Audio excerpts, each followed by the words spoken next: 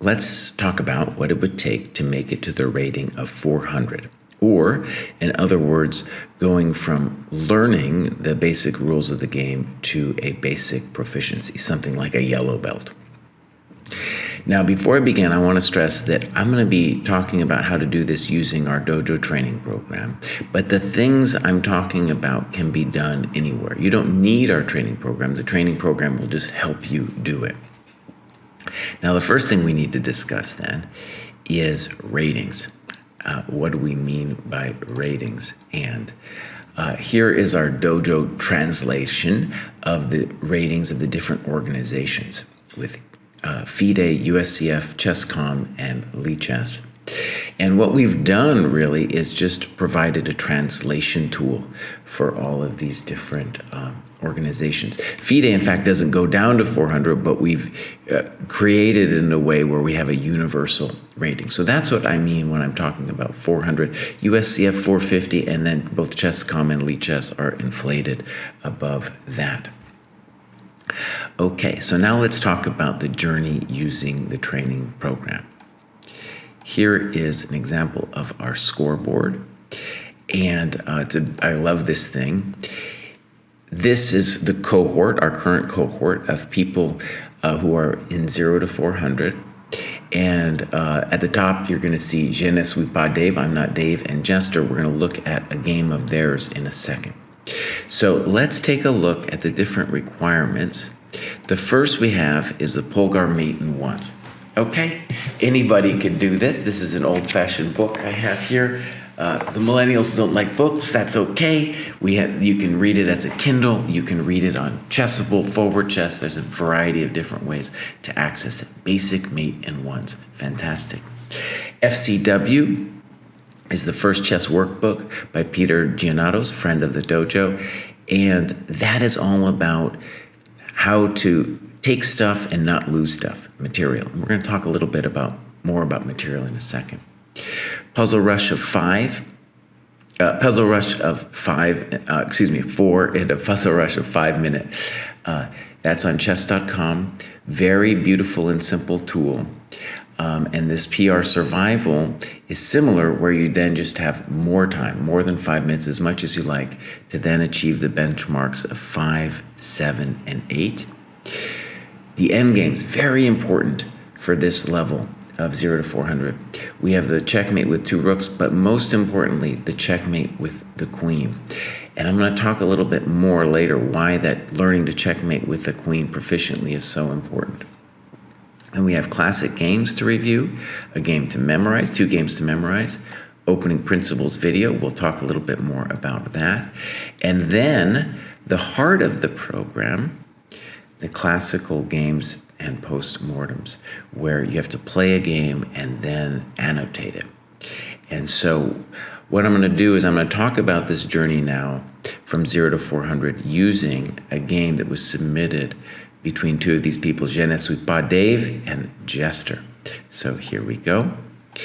Here it is. And something I would like to stress at the beginning is that if you just follow the basic principles of opening development, you will be making GM moves. It's astonishing, honestly, how fast somebody can be making GM level moves without knowing anything about openings, opening theory, anything like that. So they're all doing fine here. And why is that funky? Because they moved to develop piece twice. Now,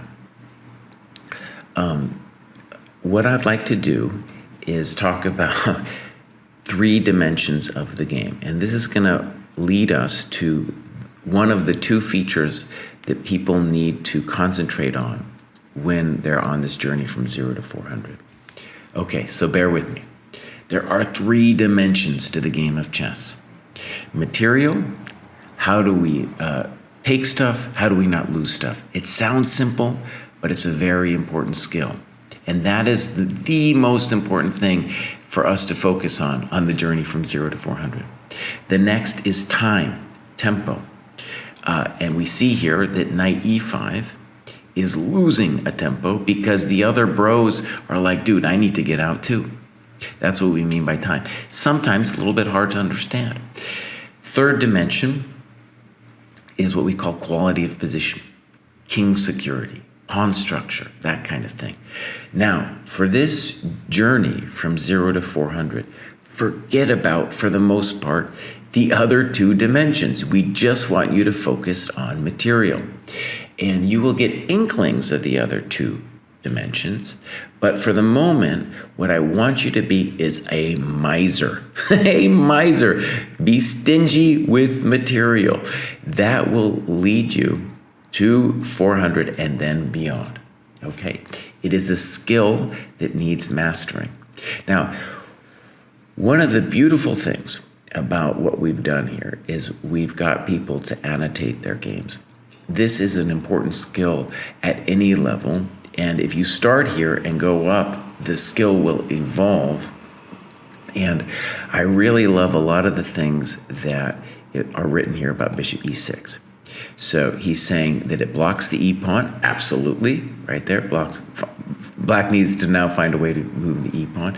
And he recognizes Black's psychological need to defend f7. He didn't need to, but that was why he did it. Now, what we're going to do is we're going to really try to focus now on the material aspect of the game. So e3, knight e5, and he says, beginning a combination that wins a pawn. Now, it isn't true.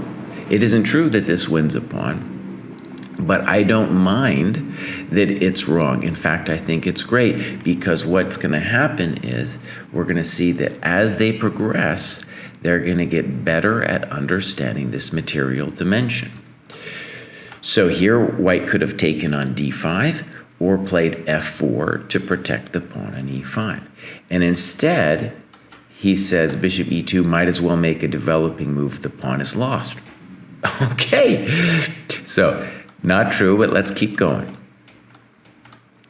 Bishop f5, and now a great insight here. He says queen d5, better than knight d5, e6 with a double attack on the queen and knight. Fantastic. That is the kind of insight that you want to learn. That is the kind of trick that you want to avoid. So let's look. Snip, snop, castles. f3, the knight is hanging. e6, e4, bishop g6. We need you to move the knight.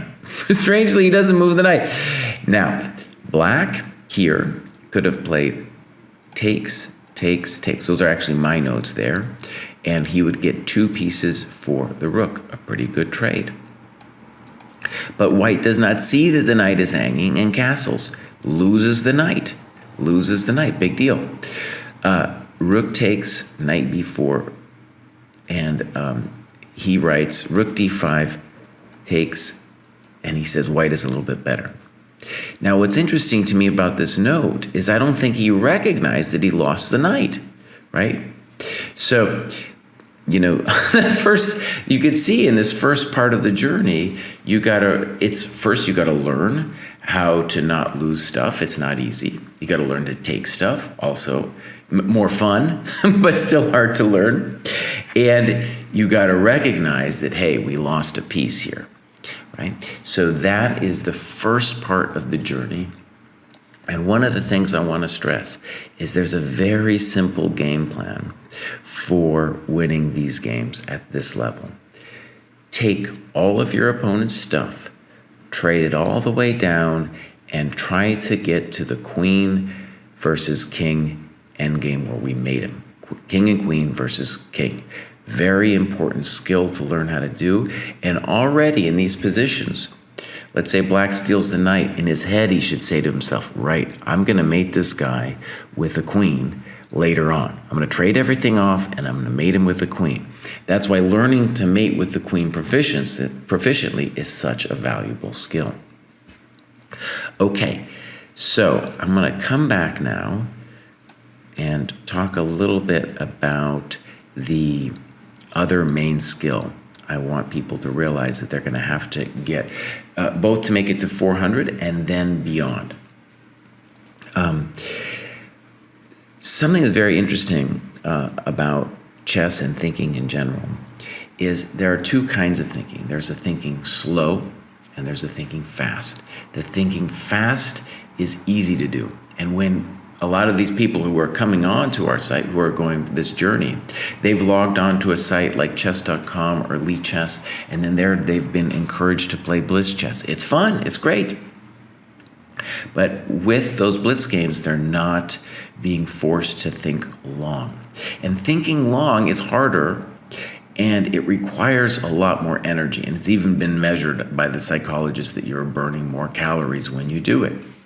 And that's why when you start to think long, your mind will kind of be like, screw it.